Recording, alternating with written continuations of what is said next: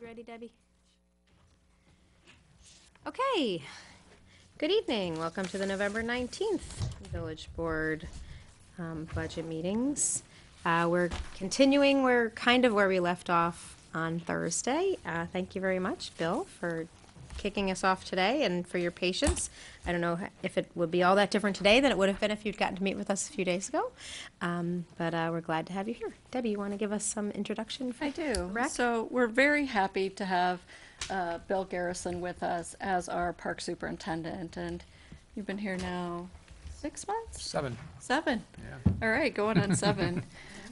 Bill comes to us with a lot of experience running parks and recreation departments, and one of the things I asked him to do this year was to really take a look at our operations and come up with an idea of how we can be more efficient, provide more programming, make things make sense, if you will, and help us with our customer service.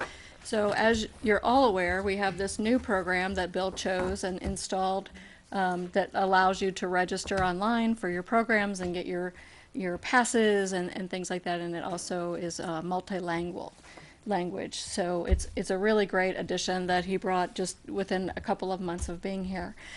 What we're going to talk about today is a little bit of the restructuring of the department that Bill would like to go over with you, because we are proposing one additional staff member in this department, but we want to explain what that person is for and why it's necessary. So you'll hear that. As far as the budget itself goes, we tried to, Trustee Codme, I loved how you said at the last meeting, we're trying to right size our organization.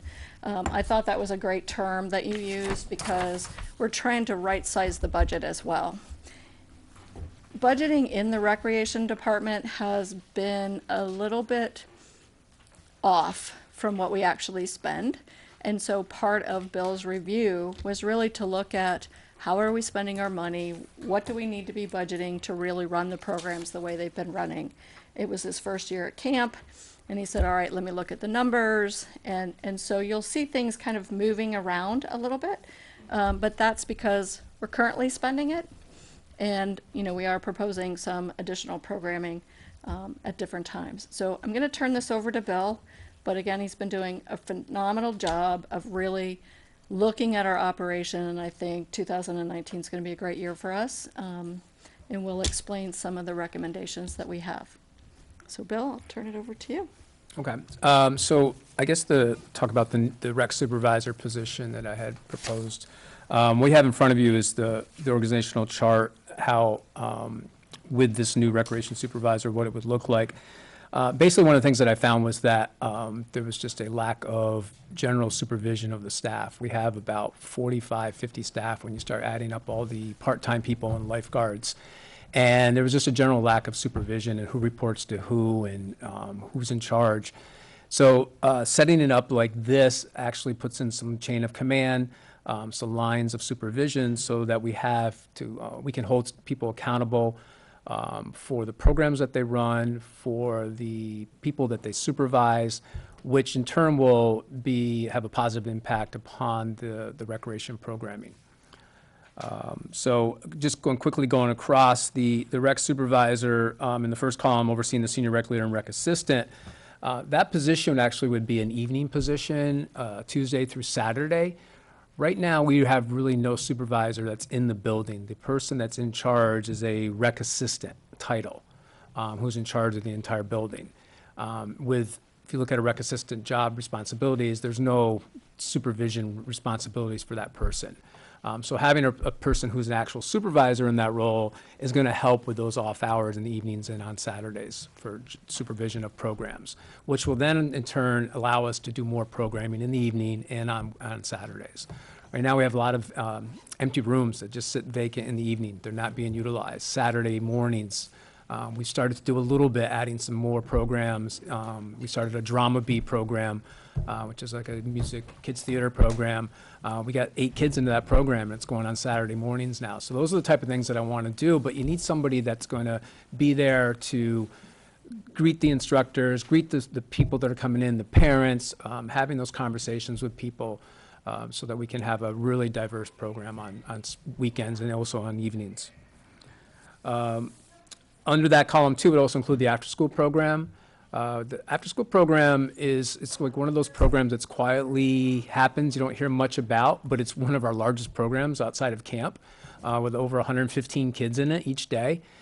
So there needs to be some oversight into that program, and we can be doing more in there to bring in some quality type programming into there, and not just having it as kind of just a drop after-school program, but make it, bring some academic enrichment type of programs in there.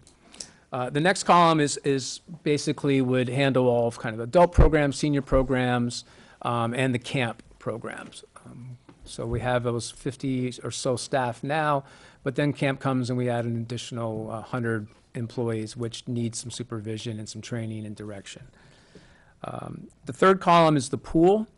That rec supervisor wouldn't be a new position, it would just be a change of title at some point down the road with the current staff person. But again, having a person who is in charge of that pool, of the supervision of those staff, those lifeguards, the scheduling, the payroll, all that type of stuff. One of the things that we did with the pool this year was we changed the structure of the swim lesson program. Swim lesson programs were typically a 12-week program, or a 10-week program, and it's kind of hard as a parent to commit your kid for 10 weeks to a program. So we shortened that to a 6-week. Comes out to be a little lesser price tag that you pay, and it's easier to commit to those weeks. And it also allowed you, if you wanted to sign up for 2 consecutive 6-week programs. So we got 12 weeks of programming out of it. So we actually increased our swim lesson program by 2 weeks in each program, generated a little bit more revenue, gave the parents a little bit of flexibility. If you miss a program in the first session, you can make it up in the second session.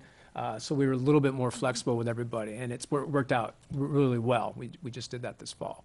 But again, you got to be monitoring that and looking at we've also looked at our registration with our new software program. Allows us to look on a dashboard each day, and we can see who's on a waiting list. So if we have already 6 people that are registered for a program, and we've got a waiting list of 4, well, we'll go out and we'll get another instructor so we can open up another lifeguard or another swim lesson program. And that's what we've done as well, too.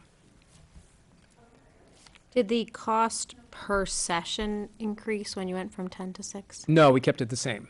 Okay. Yep. So it was like 40% cheaper when you went from a 10-week to a Yep. 6-week. Okay. Okay, good. Yeah, so cost per session stayed the same, but if you signed up. Oh, yeah, no, for I've been those 12 weeks, parents. you I would get then- it. No, I get Yeah. it. That's great. I just wondered when you said the revenue went up. The revenue went up because you have a total of 12 weeks that it's being offered. It's just being offered in 2 sessions. So Correct. some families decide they're just going to do one. They want their kid Right. to get some experience, and then they move on to their next seasonal sport. Okay, thanks. And then the last column is the parks, and there's no changes underneath that program, underneath that column. Should I go next, talk about, Are there any other questions about personnel or? There are, but some of my questions I want to ask about specific individuals who are there now and what that means and such. So I'm wondering if maybe we should do a mini executive session at the end, because we're going to do a big personnel at the end with all of us. But while Bill is here, I'd like to, before he leaves, to go into an exec for personnel, because I don't want to, ask individualized questions. But when you talk about the new positions and the new structure, I just, want to see where everybody's fitting Sure. or how that's changing. Okay. So, Rika, you only missed like less than 5 minutes. So the stars here, you've got a star for one of these new rec supervisor is a new position, and one of those is a title change from the lifeguard captain. Right. Okay. So I'll ask you any specifics later on. Did anybody else have any questions before about the organizational chart before we move on to the budget itself or your priorities? Before, and you can just keep this in mind for time frame and how much in depth we go. We're not going to be approving the fee schedule until probably January. But if there is time for you to give us, because you're proposing a lot of pretty major changes to the fee schedule, and so I think it's a conversation to be had. I'd like to hear your full thought-out philosophy on that, and I'd like the board to be able to weigh in on a little bit. But we don't have to get to that right now, but before you leave, before we go to exec, let's try and Got it. get your philosophy, and then we'll give us some time to let that soak in and let us think about it, because that's probably the most substantial change to the fee Right. schedule that we're considering. Okay. Were there any questions on the Parks and Rec budget when you went through the budget itself? Training, customer service training. Where does that fit in? So have that as one of the goals to do. We can, and we have money, I propose some money in some of the lines to get some training. But I think we need to get people out to some workshops, day workshops, so that they can go hear about customer service. It's one thing when you talk about customer service to people and say, oh, you need to be more customer friendly, or whatever it might be, but what does that really mean? And I think that's something that we need to do. We work with we're on the phone, even customer service with emails is important. So there's a lot out there that we can get people involved in.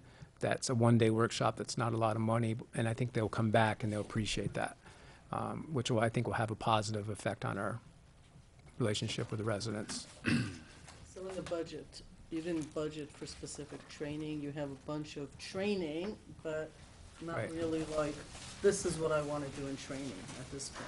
You will maybe have something?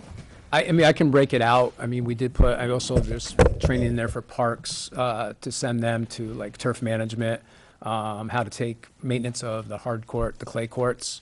That's something that our Parks Department needs to have some training on. It's not as easy. If you have a asphalt court, you can just go sweep it. The clay courts are really tricky, and we don't do a good enough job with that.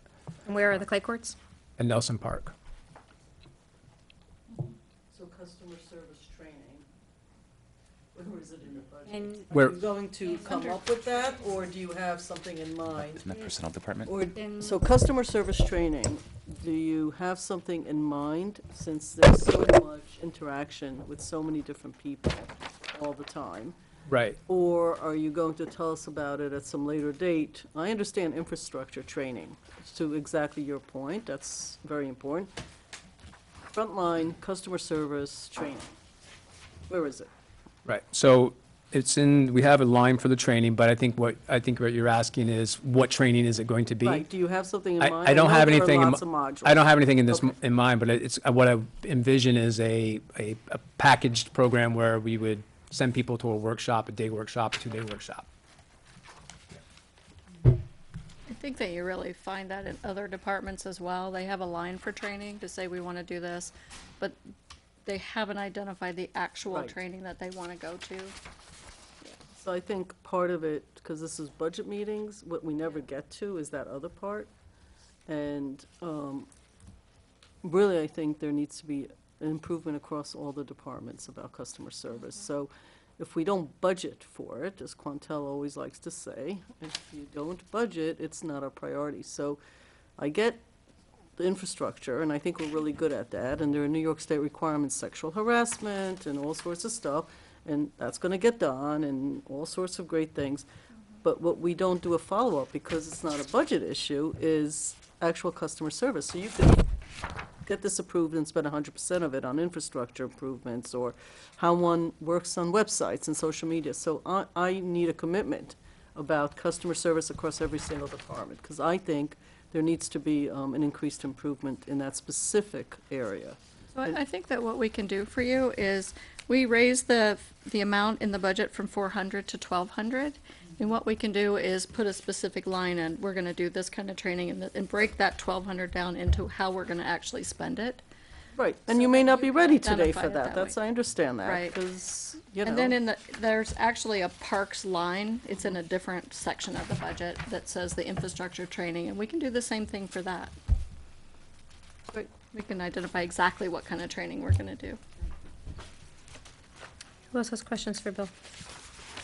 I have some questions on the, couple places, like on revenue.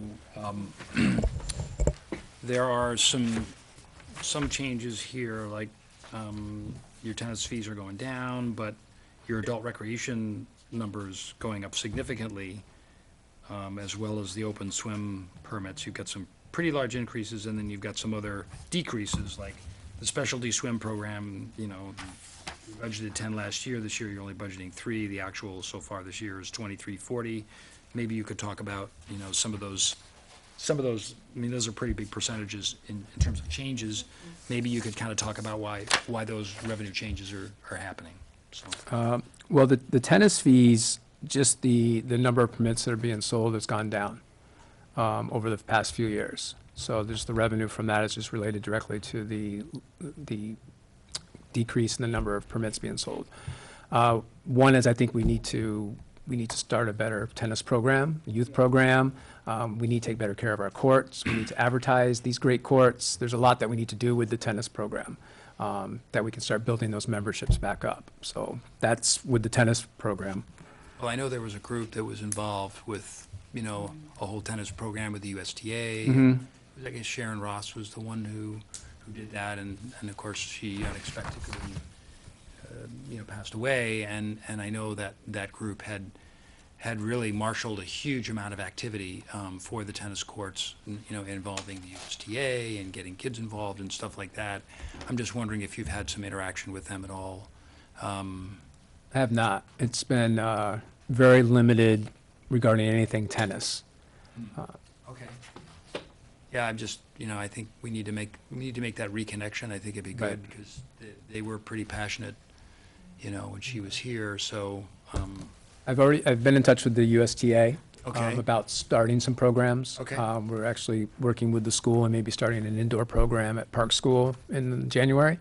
So we'll get our foot in the door with them to start doing some, Do you know that there's a group here in Ossining? yes. That's. I know that Touch with them? Bob Chesna has been working with that group, but it's, even Bob, who's been here for a long time, in his experience said it's just been a decrease, like sometimes they don't show up. So we turn the lights on for the group and they're not showing up and it's just inconsistent. yeah. Yeah, I think that's a leadership challenge for them, I guess that's the way I would characterize that. I mean, when you had one person who was so passionate about tennis for Ossining and then, when she suddenly left us like that, it really made a huge gap there. So. Right. Okay, well, I'm glad you're pursuing the USTA, and obviously those are natural places to go. But maybe you could reach out instead of Bob to those folks Sure. and kind of assess their situation and their ability to get there too. Because I know they have a lot of resources and they have a lot of historical experiences with the USTA and stuff like that, so, I'm sorry, go ahead. Okay. Let's see what else we want to look at here. I just have one question. Yeah. I don't know if you went over this, and sorry for being late. The new line for art studio instructors so that wasn't budgeted last year, but I guess we actually spent money in 2018. Can you explain what? Let's go through the Okay. revenue things and then. Okay. If that's all right. Well, in the revenue is, Art it center does reference programming. what's going on in the Art Center, and that's new, where this is the first full year where we've had the Cedar Lane Art Center, so maybe you could speak to that generally, tell us what that's looking like. So the Art Center, when I came on board, Debbie and I had the conversation about the Art Center was losing money. So the increase in, if you look, there's an increase in the expenditures for the Art Center. That's because we're doing a little bit more programming over there, so we're paying the instructors. But the other side of it is that we're going to be taking a little bit more increase in revenue.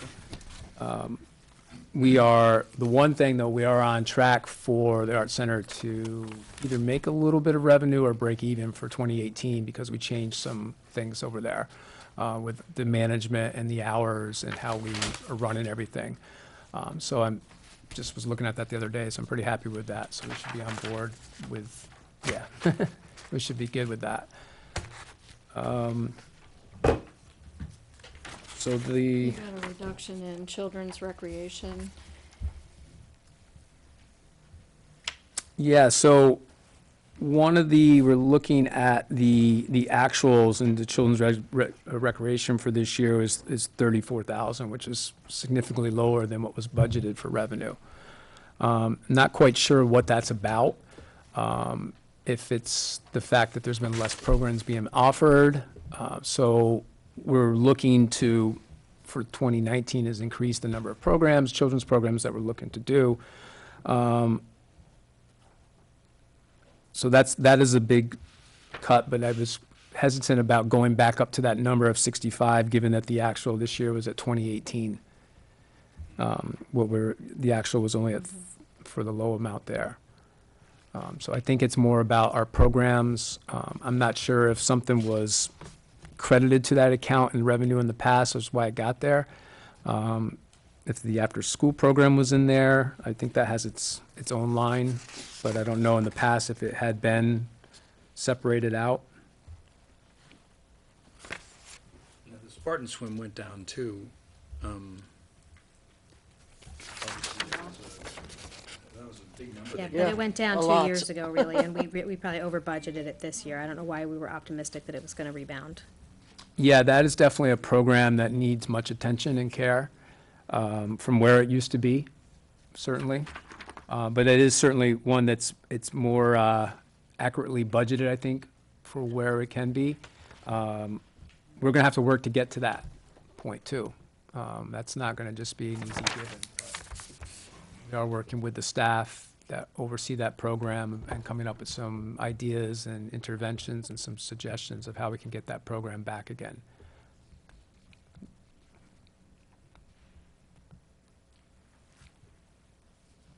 So, are some things just changing, like when you go down 70% in the specialty swim programs? Is that just a change in what's included in specialty swim programs? Yeah, so wasn't really sure what went into the specialty swim programs. So we've okay. yeah. So I think eventually we could probably get rid of that line and it'll be incorporated into one of the other swimming permit Okay. lines or lessons or whatever it might be. Swimming as an industry in New York is on a pretty large incline. I mean, it is growing in leaps and bounds, actually. So it's also important to understand what's happening in the marketplace, right? So that's an area probably needs a lot of attention because everywhere it's growing. It's a growing private lessons, public, and also for adults it's growing as lessons and stuff like that. So I mean, some places are offering scuba diving in their pools, in off hours, is a big moneymaker, and that's like a real moneymaker program. I don't think you're entitled to have free scuba diving lessons because you live in a community. I think that's like a very specific thing that people are just using to fill in the peaks and valleys as much as they can. Where are you with that as in relation to what's happening in the marketplace? Because we're always looking at like what's happened in the past. I don't know. I mean, I'm a big tennis family, so I don't like to think that tennis has declined. Certainly the prices that USTA is charging doesn't seem like it's declined. But, like, where are you in relation to the marketplace rather than looking where we were 2-3 years ago? We should be investing in something that may be in a decline in a general way. We should know those. So where do you feel some of these programs, like what's happening in the marketplace that you're like, everybody else is like growing in, yoga for 2-year-olds or something, and we should be in that and whatever. Do you have a sense of that yet, or are you I do. into the area, or? I do, and lessons, as you indicated, are huge, and our lessons have increased, and how we've changed the program has allowed it to be that we're taking more and more people in. We're not letting them sit on the waiting list. So we're getting people into those programs. It's been good. Our memberships are up. I think with more of marketing our pool, doing some special events in our pool, some stand-up paddleboard yoga, some of the new type of programs that are kind of going on out there that are different, bringing those type of programs in and giving them a shot and introducing it to people. And if it goes, it goes. If it doesn't, there's no loss. We've done. We have the senior aerobics that is really popular, but now we've gotten some adults that have said, hey, we want an adults aerobics program. So I think the challenge is going to be to find pool time to do this, because right now the pool is already scheduled, and as soon as you introduce something, you got to cut something out, and it might upset those people. But we'll figure that out, But So that's one growing area. Is there other, that's just because I threw that out there, because I Right. know I work at a community center, and that's we have the same problem, by the way. A pool's a pool, it's a space, it's Yep. like, it gets used, there's nothing else you can do in it. Any other big growth things in any places where we're taking things off because they're no longer something people are interested in? Well, in general, in the programming that we're offering, I think that a lot of the programs get recycled year after year, and there's not a influx of new type of programs. And one of the things I'm proud of is just in the few months that I've been here, brought in a lot of different programs. We did a pound program, which is kind of a new type of exercise fitness program, drama beat program, different types of yoga programs, which were all new. We tried a few things that didn't go. But I think that's the constant thing. You got to keep bringing things in to find out what's new and different. And I don't think you're also competing against a lot of private out there. 25 years ago in recreation, there wasn't all these other things going on in the communities. It was the recreation, that was it. Now there's dance studios and there's yoga studios. And so we're, constantly, and that's one of the things with the proposed organizational chart is getting people to hold people accountable for coming up with ideas and programs. I really want to get to a point where we're looking at the resources that we have, meaning like in the building, the rooms that we have. And if we've got 2 rooms that are not being used on a Thursday night, well, why not? What kind of programs can we come up with, and challenge the staff to come up with some ideas and try to get some programs going in, so that we're utilizing the building, getting people in there and having some programs. And if something kicks off, it's great. That's what we're going to run with. And we'll ride that wave as long as we can. Is your music room done? Majority will be done tomorrow. So why don't you share that with them? So we had some money that the board had put into the budget for building improvements for the pool area and for the gym area. And one is the music room in one of the rooms in the community center, which if you've been in there lately is very torn and tattered rug and everything. So we've done some work in there where we've took out the drop ceiling, opened that up, makes the room a lot bigger. We put in some fitness mirrors. We're getting some vinyl plank floor that's going in there, some ceiling fans to help. So it'll be a multi-purpose room where you can still have your meetings, but also a room where yoga can occur and smaller fitness programs. It's going to look real sharp, and we've been working on that. Some other things that we've been doing is looking to do the bathroom partitions, water fountains, work to the roof, some electrical work that needed to be done. So while the money, the $20,000 for each area is a lot of money, but it's getting a lot of little things done. Some of the bigger ticket items are things that we'll have to address down the road, and hopefully with future grants that we'll receive. But we're getting a lot done with the money, and it's going to be a noticeable improvement in some of the areas. I'm really pleased to hear about some of the facilities upgrades. Are those being paid for out of general fund money, or is that in lieu of Parkland funds? Well, it's general fund money, but that was part of the rollover from 2017 that you allocated to the pool and the community center, right? Yeah. I believe it's general fund. How much money is in lieu of Parkland funds right now? It was about like 300,000. 350, 350. Is there a plan for spending that? I did put it It's into actually- the it's in capital. plan. Right. Before we flip and take a look at that, I did want to just review a little bit more of the revenue. You've got camp fees increasing by or I should say, you've got day camp revenues increasing by 13.5%. Are you suggesting the fees are increasing by that amount? Or is that just you've made, for example, like 2018 actuals was higher than what was intended, and I know that there was some juggling of creating more groups in different camps where there was a waiting list. Does that account for the $32,000 over what was budgeted for 2018?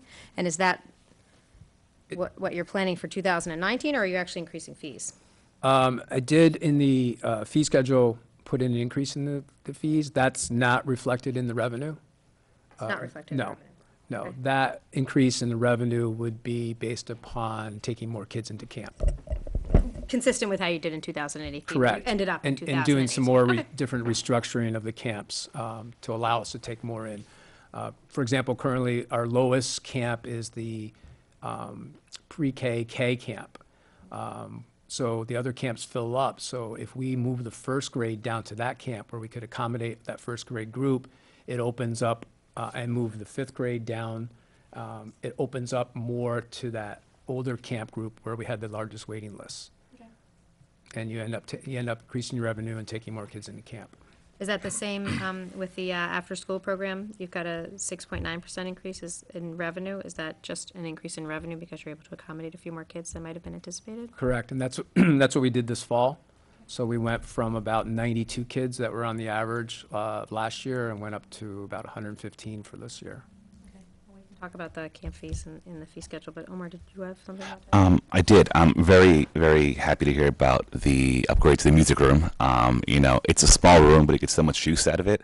And, a lot of I appreciate its size because it really allows for those intimate, small types of classes. And, people some of them and families want that attention when it comes to programs. So thank you for that.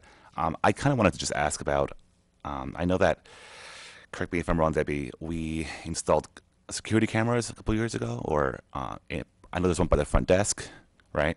And then, so that just, I've always been, especially this year, I've been there a lot more than I usually am, about just the overall safety of the building, the safety plan, how you could just walk around on your own and maybe get found by a staff member, which I think we could, talk about the staffing later and all that.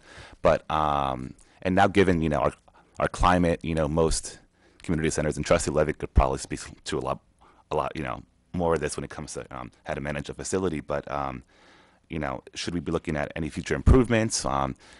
After a certain hour, you have to go through a certain door, or but it's a pretty big building. There's a lot going on, and it's just something that and maybe it doesn't have to be addressed at this particular budget meeting, but it's just something that I had in mind. And then my last piece was what I've been hearing from a lot of groups, such as Communities That Care, a couple of school groups, is and I've seen and experienced the group that we aren't really providing much programming for at an accessible way, which is, affordability, our teens, so ages 13 through 17 in Ossining, right? So, I know that I sent a couple of kids and parents to the Arts Center, and they had great programs in your catalog, and the description was awesome, but it was out of the, it was pretty expensive, for the families. So, and I get it. Some programs they cost because we have cost too. The instructors, but continuing to find ways to really bring all to the community center for programming and opportunities, regardless of what they make, right? So access to, the community center is really the meeting point, right? So I know that our game room, I would love to kind of get at a later time, a debrief as to, is that where all the kids that can't really afford any of the programming go, because it's the free spot of our center, right? That's just something that I think I would love to see how to have a better plan just to bring in more students in that age range, and have a discussion as to what part of that is our role and what part of that is not our role, right? So, but besides that, I think I'm good. Thank you. I've got some ideas with that, so I'd love to chat about that. So you actually have a line budget for revenue, state aid youth programs. Are you receiving state aid? Because as of last year, I guess you didn't get it, but this year it's still recommended for $5,200. It's I believe it's the youth borough money, right? Yeah, it's a New York State grant, and it fluctuates. It goes up and down depending on a lot of other factors. So what happened last year? Is your microphone on? Oh, it is. It's on. More than, Oh, Yeah. yours is sorry, off. I'm sorry. Is it on now? Last year, we received more than anticipated. And it was actually more than the last 5 years or so, last year. This year, we're just submitting those now. Okay. Getting that information together now. So whether we exceed or not again, I'll be able to tell in a couple of weeks. Okay, so we just don't have actuals for Yeah, it's Okay.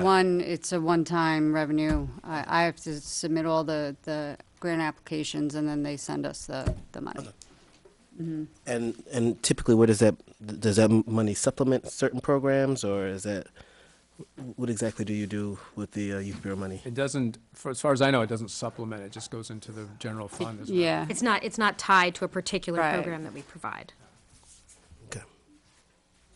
Can we flip to capital projects? Because there's a lot of exciting and interesting things that we should talk about that speak directly to what Omar was talking about with the safety and security of the building is one of the driving forces for the $100,000, I believe, set aside for capital improvements. That was what started that conversation of that big number. I think the number was actually, maybe bigger at one point, so maybe we've accommodated some of it.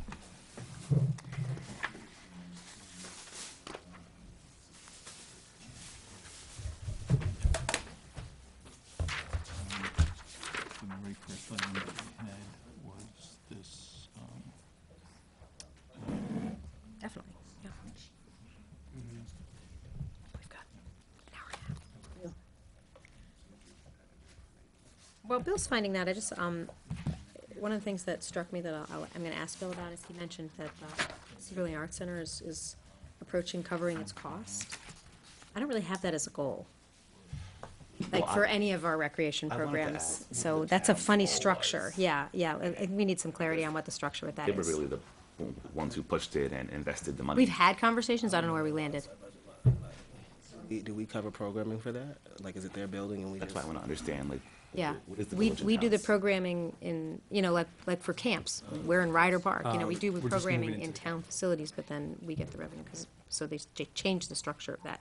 And it wasn't, it was a non-issue when we signed our last IMA, so it's been sort of an after-the-fact adjustment.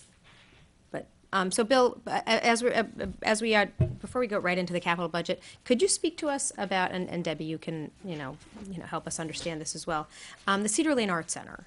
That's sort of a new thing for us to make sense of and work out, and I know there's been some adjustments in how that's budgeted for and who's paying for what. There was one thing that you said about the revenue from that is approaching, sort of break-even point. And I just philosophically, I don't feel that any of our recreation programs, whether they're at Cedar Lane Arts Program or Center or at the community center or in the parks, our goal is like, we don't expect to be cost neutral. We're providing a service for the community. And so when I hear things like the arts programs might have been a little pricey for people in our community to be able to take advantage of, I want them to be accessible to our community. That's why we try and keep our fees, a lot lower than all of the private companies that are out there. So can you speak to that? Sort of how do you come up with the cost structure for the Cedar Lane Arts Center? Are there different considerations? Is that set by the town? How are we sharing the revenue? How's that structured? Because it is in the town, they did all the facilities upgrades and now we do all the programming, so. So it's not set, the fees are not set by the town. Basically, what we do is we look at what the cost of the program is going to be. And then we'll figure out what the cost of the program is going to be from that, so that with the target of breaking even, is what we look to try to do on these programs. Because every time that you run a program and it's at a loss, that's going to go onto your expenditure side. And where would we put that?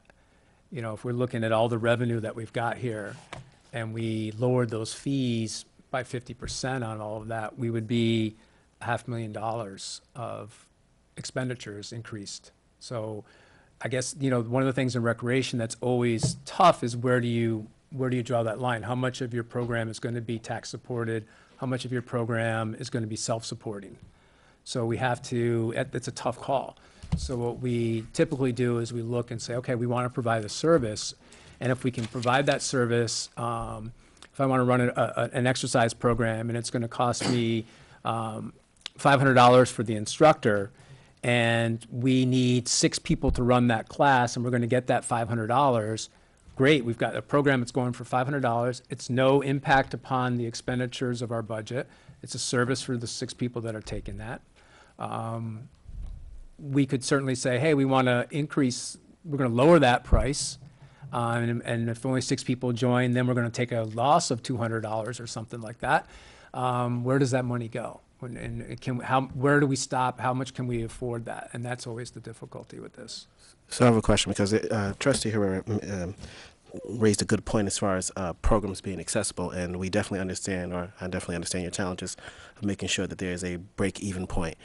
In your professional experience, have you ever seen a recreation program offer scholarships, like scholarships as needed? If we put something in our programming to say, hey, for those who may have an issue participating because of the price, and if you created a criteria, like, have you ever done that? Is that something that's possible? Because in these conversations, particularly when we're talking about budget, maybe the goal is not to completely drop down, to give the program for free. But if the question is about accessibility, then maybe it's about saying, okay, we're going to put Sliding scale. a sliding scale, or at least a pot aside for people who may want to participate in the programming. Because I would say right now, I would ask you, has anyone ever came to you and said, hey, I can't afford the program, but maybe they haven't because, of course, pride would say, hey, if I can't afford it, I'm not going to sign up for this program. But is that something that you've ever thought about or have had experience? So typically, departments that do that have a Friends of Recreation and Parks, which is a separate 501(c), and they're the organizations that go out and solicit the monies. And then they work with the Recreation Advisory Board and the superintendent, and that's exactly what they do. So they raise the funds, and you have scholarships available that help people with paying for camp or other types of programs. And that's definitely how it goes. But while we're talking about that, can Don't. camp is the one area where we do have scholarships. Do you want to explain how that works? Yeah, I mean, the Elks, I think we sponsored 2 kids last year, the Elks did. Through Bob. Oh, I So, didn't even know about that. It's more extensive than that, but it's kind Right. of partnering with the schools, I think. so there's a couple, there's 2 ways that scholarships are given. One is that the school raises funds for kids to go on scholarships. So school social workers identify the families and the kids, and as they come, they give us the money. We then apply that money for the kid to go to camp. There's also been a practice here where 10 kids are giving a scholarship to each of the camps. So 40 kids get scholarships. There are no funds for that. That's essentially gifting those. So if you're talking on the average of $500 for a camp, it's a little bit more than that. You're gifting $20,000 of camp funds, and you're taking away those spots that would be funded possibly for people that might be on a waiting list that were going to pay for that. So Actually it's just something to surprised that's legal. consider. Pardon? I'm surprised that's legal. Oh, it's not? Okay. So a part of also funding is you have to have an administrator. So the idea that you give funds simply because a person says so is really inappropriate. I don't know if it's legal or not, it's inappropriate. It isn't fair to an entire community that one family says they need it, whether they do or not, and another family does or doesn't. And so how one then figures out is a real challenge. It's a challenge, private, public, it's a challenge for everybody. Because then you need an administrator to have all sorts of rules, like you have to show papers, you have to do this, you have to, and it's not so easy, so it's a challenge. The Friends of actually gets through all of that, because it isn't really you making the decision, it's a Friends of organization, and they really manage, as do the Elks, the Moose, who are living out Lions. When they do scholarships, they have a system in place, and I know the school's involved with all that, and I think that came up in the board meeting. I don't know if it's last one or the one before. The Rec Advisory Board? The Rec Advisory Board of having a more standardized. I know there's Friends of, because you and I sit on the Friends of Richard Wishney. Has been focused more on improvements, I would say, which are good, nice, nice fundraising. It could be expanded. It could be we could ask that. I mean, I feel silly because there aren't that many people on it, and 2 of them are sitting right here. It's not really, it's a good conflict of interest because it's a Friends Yeah. of thing, but technically we shouldn't be the ones doing that if we're on the board. But the idea of expanding it to being more of a scholarship could be, but they may choose not to. So I think how one does that is actually, even with good intentions, I will say that I do like your formula for the break even. There has to be a policy set in place that says that isn't up to people's opinions. Oh, I want yoga for 2 to 3 year olds, on Mondays. Okay, that's great. but nobody ever signs up for it. So I know you think everybody wants that, and I want this for 14-and-a-half-year-old boys because we need to take the youth and give, okay, I know you say people want that, and people say they want that, but nobody actually shows up. And people always show up when it's free. So you always have to charge something, even if it's a little, just because it then has some sort of a commitment. Or if the person has a break, so I do like the break even, because a break even at least says, like, 6 kids are needed to run this. Maybe not in year 1, but after year 1. Arts, super expensive. It's the most expensive thing is art supplies of all kinds. It's crazy expensive to run these programs. And some programs just cost more than others.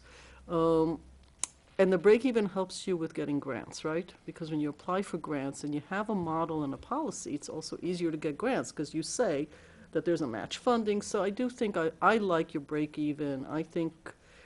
But I think it's a portfolio. You know, you sort of have to sort of start saying, well, I might lose 200. I may not come out break even on this, but I'm going to charge more for this other thing so that on a portfolio, there's a break even happening.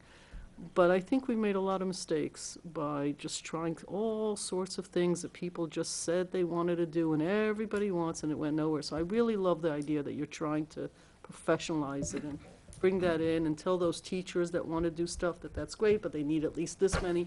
So I'm really in support of the idea of a break even with the understanding that it's a portfolio, not everything. But you will have to charge more for some things to make up for the less somewhere else. And sort of figure that out and help us understand what you're doing so that there's some sort of an agreement. And I think you have to do something, and that to me, break even is fine. What I don't really understand all this, the school uses the place a lot. There's that whole discussion about when people want to use the center, pay rent or not. That's like policy issues. So do you want to even go down this path of how to set policy and who's setting that? Is it the rec board, like when we rent the place out? That's also a service, but we sometimes have people who say they're from Ossining. Yeah, one person's from Ossining, the other 15 aren't. Some of them are registered as 501Cs, some of them haven't filed their 990s in the last who knows how long. So from my point of view, you know, like, I know we're going down a path, but the policy part, is it the rec board? Is it in your fees that you've taken that? Like, where are we finding this? And before you, also, while you're answering that question, to Rika's point, what grants have you been able to apply for with your break-even method? Because that was alluded to, that when you do your break-even, you can apply for grants. So have you been looking at that? And To answer your question about grants, I have not had any time to even approach, even to look for grants. That's just, and I don't know, you know, I think maybe down the road, once we get a system in place that I'm comfortable with, that my position would free up some time to look at that, which I'm experienced in doing that type of things. I think, you know, one of the things that Rika's saying, that there are some grants that will look and they want to, you know, what's your program been doing? How is it, you know, how's it working? And that you can match that so you can expand those programs. You know, a great thing would be like if you could expand like the after-school program, you know, and you could look at that, like that program, what's it doing? Here's your revenue, here's your expenditures, and we can maybe somehow expand that. That's how I could see that happening. I think, you know, as far as like the fees that we're kind of getting into, is looking at that as far as rentals and stuff. I think it's what I'm looking for from the board is more of what do you want to happen? What I've found in my 7 months here is that the superintendent's position when it comes to room rentals and fields and everything is extremely difficult because some people get it for free, some people don't. And I don't know what the answer is. I've proposed an answer. It doesn't mean that that's what I want. I proposed an answer, a solution for discussion purposes, really, to take a look at and say, hey, this is one way of looking at it. But what we've got, we really got to come on to, like you were saying, like, you know, what is our plan? What is it that we want to do? How do we monitor it? How do we administrate it? Go ahead, Omar. I just wanted to, you know, I know that our system for the camp, especially it's probably the biggest scholarship program, if any, that we have at the center for the past couple of years, should be looked at. But I would say that the school district does do a pretty good job in vetting I used to be part of it. That's why I know. And I think when it comes to grants, maybe going forward, like winter towards spring, if anything, we qualify for more grants because of our poverty rate when it comes to youth. And because we don't have a youth bureau, I kind of see the rec center as that. We kind of already do a lot of youth bureau things. The money that's allocated already, that should be earmarked for stuff that that where we could necessarily not lose revenue. But I think the bigger conversation would be, being a community center, and operating as a youth bureau for really investing in youth and giving an opportunity and a safe place to be. Are we, as policymakers, on behalf of residents, do we believe it's our role to invest in that? Or do we just want to be like where I go? I go to Club Fit. It's a private membership club. It's a business. You go, you afford to go, you pay, you leave. If I get more of my friends to pay a fee, we'll get a bigger classroom. But is that addressing the majority of the population when it comes to youth that we know already can't afford much in general in Ossining when it comes to programming and trips and events and such. So I think that's kind of more of a board discussion later with you. But But I think I think this is the time to have that discussion because I don't actually think that we are taking a break-even approach because we have consistently, I just did the math this year and I've done it in years past, our revenue versus expenses, we cover about 40% of our expenses. It's 41% this year is covered by revenue. Right.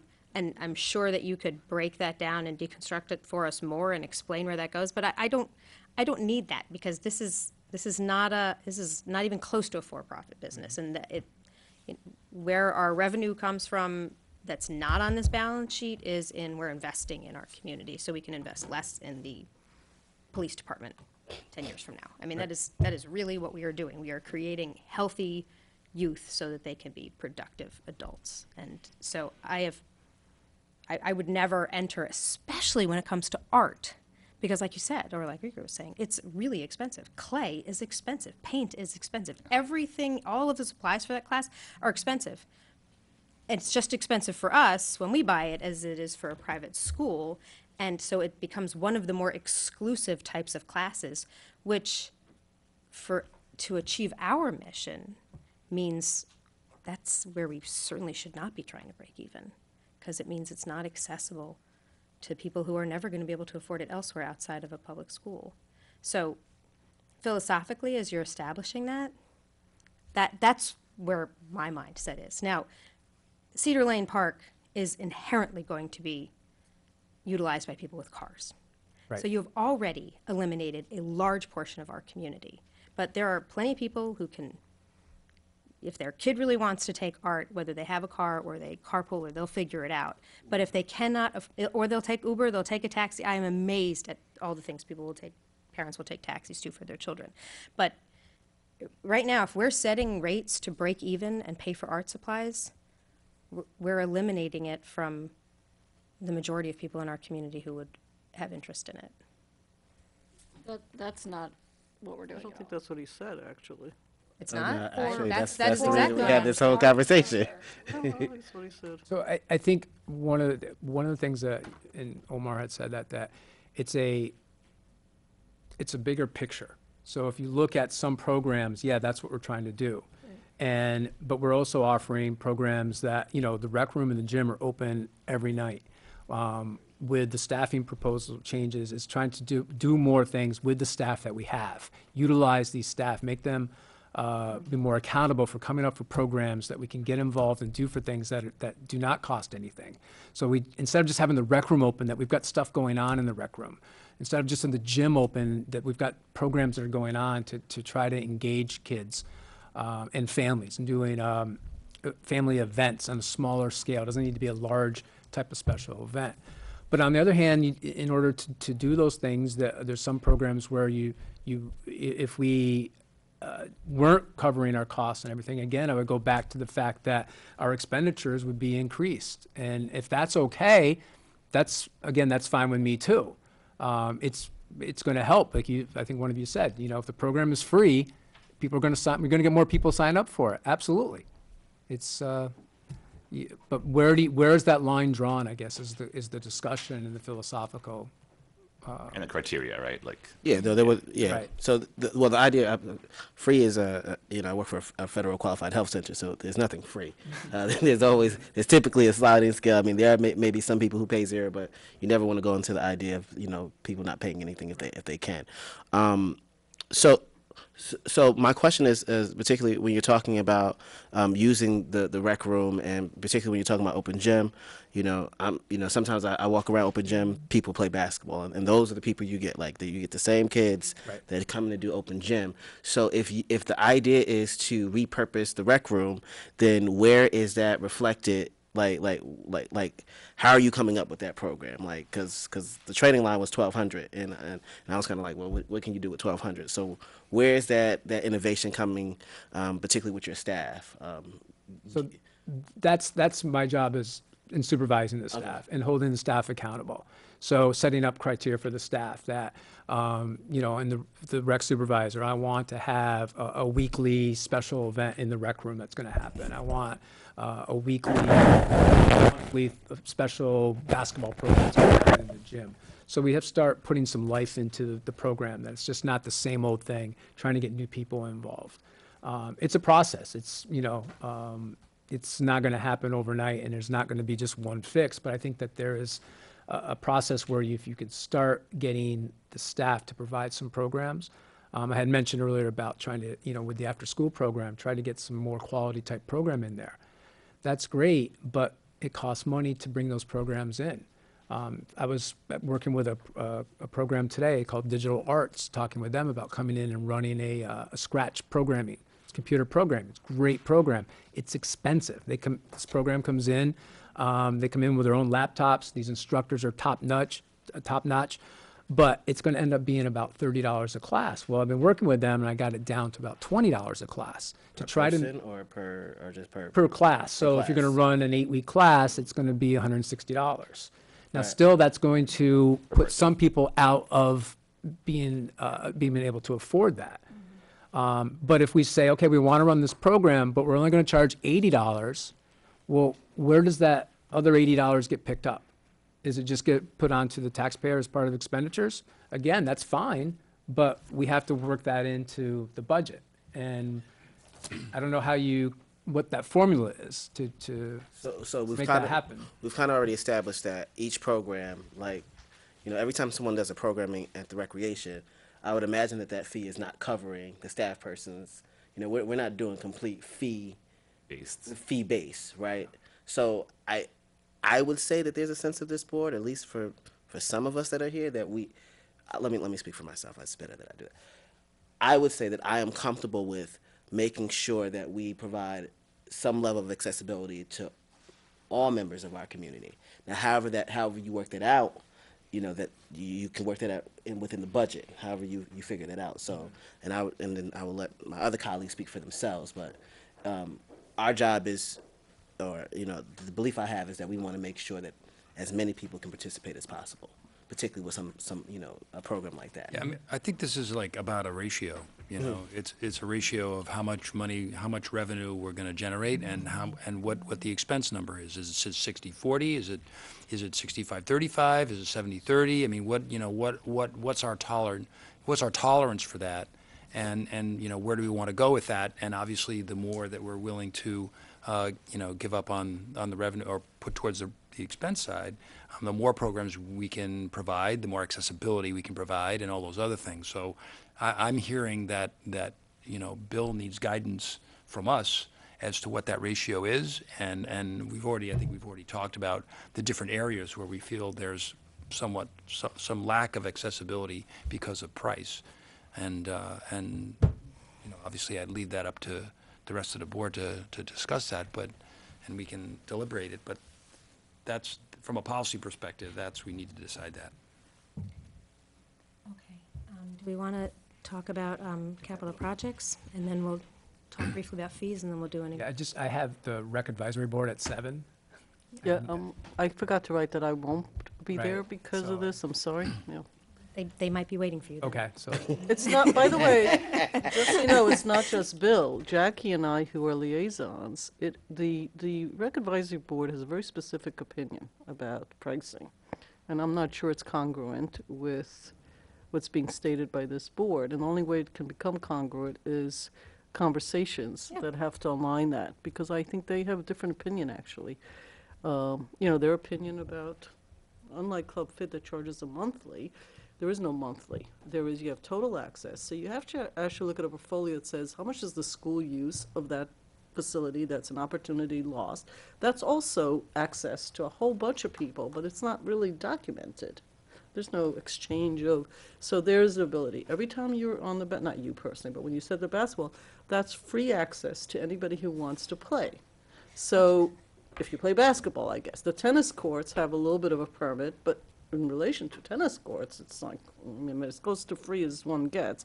So, if you look at it that way, there's lots of accessibility. It's the specific classes where that may change. And it's the rentals and stuff, and that's what I was getting to before, and it's a little complicated. But the congruence between the board that serves both the town and the village and outside the town, I guess. And I think this year, I don't know if we did it last year as much, but we really need to have an idea and an agreement of where we're heading. Otherwise, a lot of Yeah, that would be a good conversation I think it's a great conversation to have with the Rec follow-up. Advisory Board and our board about what is our general guiding philosophy and how we're informing your recommendations.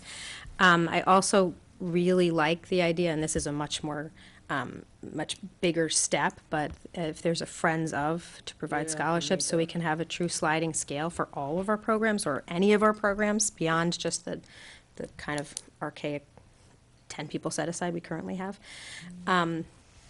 Okay, but let's move on to capital projects, and then the fee structure I could talk about all night long, because that's like, you've got a lot of stuff you're recommending there. Special meeting on fees.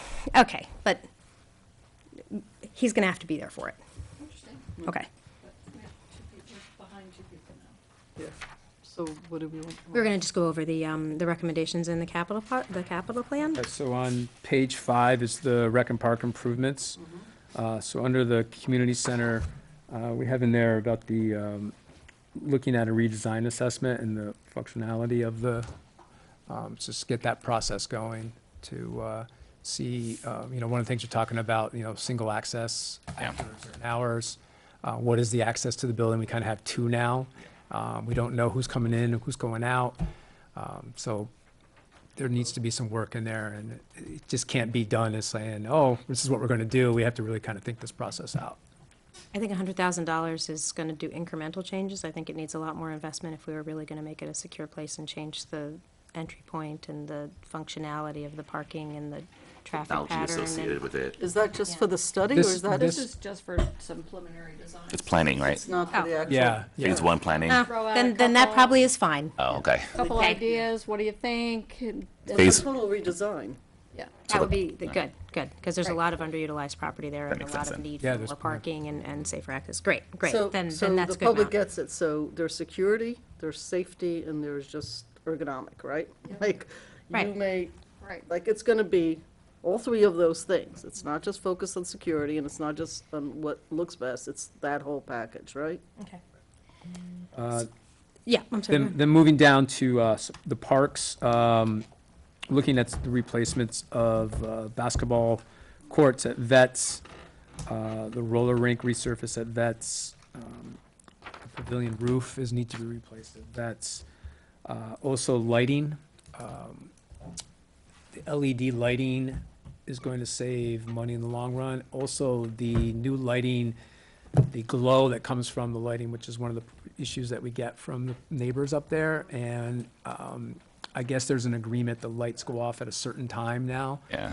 which we really would like to have games go on till 11. Yeah, 'cause it and affects then the team games, like, schedule, they get right? off at Yeah. 10 or 10:15. These LED lights really focus that, so the glow, the off is much less. So that's something to consider.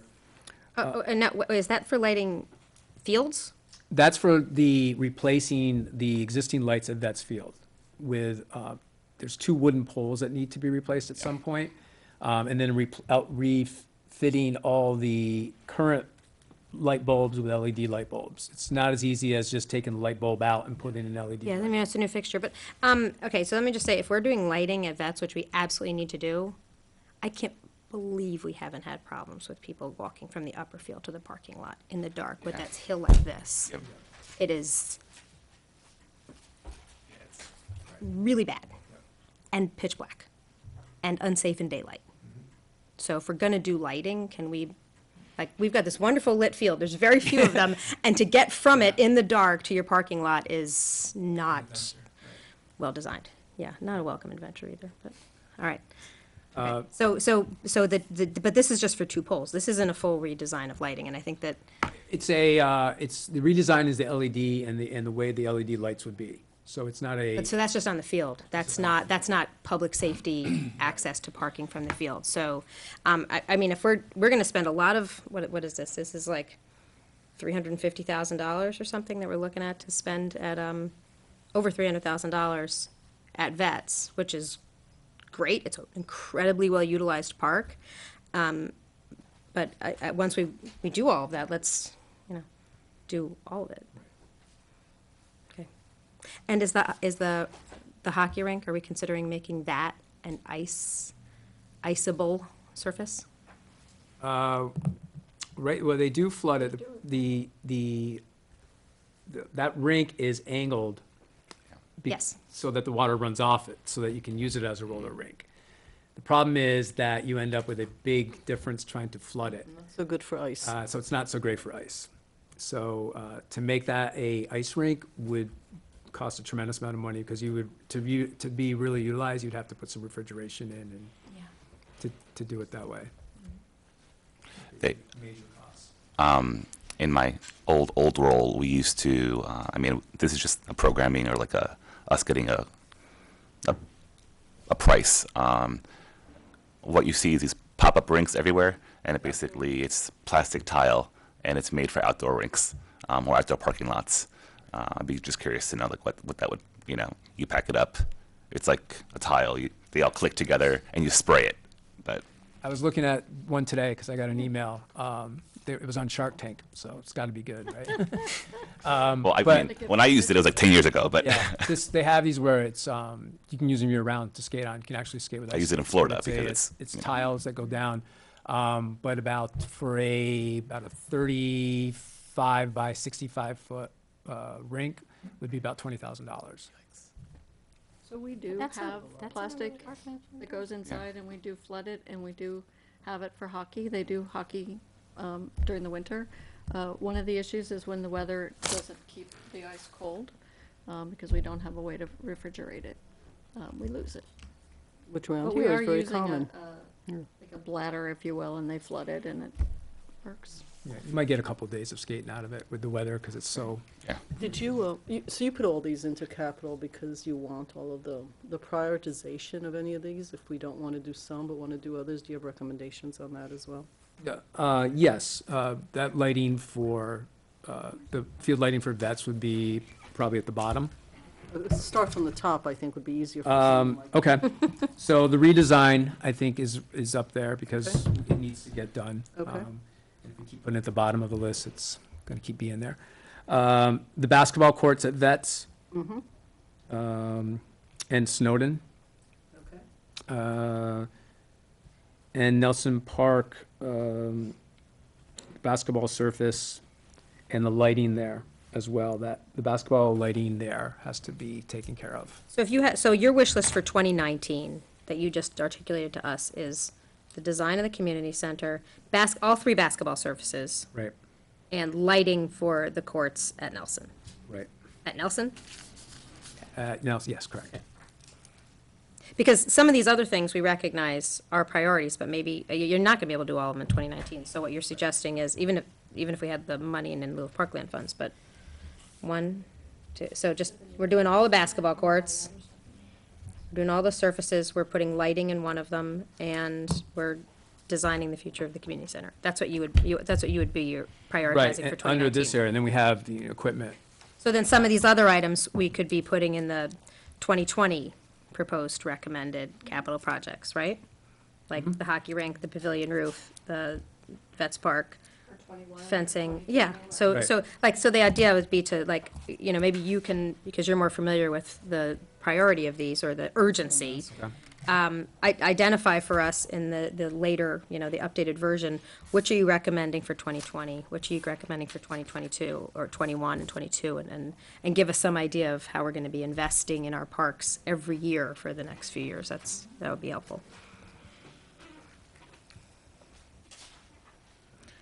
You mentioned doing training for the clay courts, but, I mean, that's only a $7,000 investment anyway. But is the irrigation for the clay tennis courts at Nelson, is that something that you'd be doing in conjunction with the training, or it's not necessary? No, it's different. That is that the current, the clay courts have to be watered a couple times a day, and that system that we have there, the heads need to be changed out because it doesn't, it waters too much in one area and not in another area. I always thought that was harsh. I didn't even realize that was actual clay. Yeah, so, Okay, but it's, again, it's something that we've been managing, and if maybe, hopefully we can. well, it's $7,000. Right, it's not a lot, but. Yes. Okay. All right. Manny, did you have something park-related you wanted to ask about? So you guys were talking about the beds and roller skiing ring and everything else. And actually, I had a couple years back, we had a conversation with a member of a community that was willing to partner up with the rec. And there was a sponsorship where they were willing to pay for the whole thing. And they were willing to have an ice skating ring during the wintertime. And there was a level of issue. I went there, and with this particular product, it wasn't going to be an issue at all. And it was something very similar to what Omar was referring to. So I'm not sure if, I'm not going to mention that person's name, but I'm not sure if that person reached out to you. I believe he did. About a rink at Nelson? Yes. No. Okay. I will let you know later, Okay. and probably ask him to reach out to you because that's probably something that would be interesting to do there. The other one in Nelson Park that I was curious for you to answer is we're looking at LEDs improvements in the park. Nelson Park is also a very heavy use park at the same time, but you have LEDs there, but you have to be determined. The same thing with the electrical upgrade in there. If my recollection is correct, we did have an electrical update on 2014 maybe in there. So I'm not sure if you have talked to someone in regards to that, or do you need something additional to that? But why you don't have an amount for the LEDs on Nelson Park? So that 55,000 for basketball court lighting, that was that's for the basketball court, and that would be LEDs. The LED lighting at Nelson Park was, we were waiting for an assessment of the lights of the tennis courts to see if we were going to do LED lights at the basketball court, how much would it be to do the lights at the tennis courts? And then what kind of upgrades would be needed? So that was what that was on there. It was something that we're going to look at. The electrical upgrade, we have been in touch with the electrician. There are some issues there. The wiring in there is pretty antiquated. It needs to be replaced. It's brittle. So we're going to be doing some work in there initially just to get it ready so that we can operate what's there and what's working there. Some lights that are not working there. If the LED lighting for the basketball court is approved, then this work would have to be done anyways. So we'd be in a good situation. Now, probably half of the board that sits in those chairs right now knows that how much we actually paid for the tennis court lights a couple years back. So it was something that was free, that was donated to the village, but we paid over $100,000. So it's a little bit, anyway.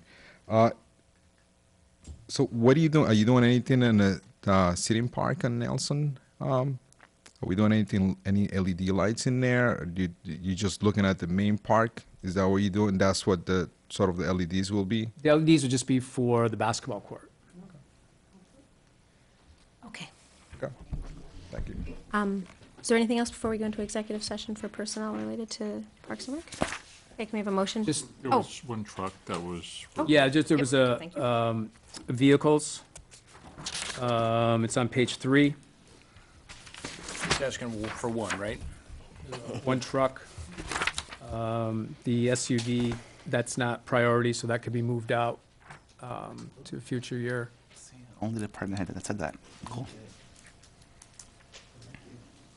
So it's the Parks Department pickup with plow. Is this replacing an older vehicle, or? Yes. I didn't realize the Parks Department did plowing with their trucks.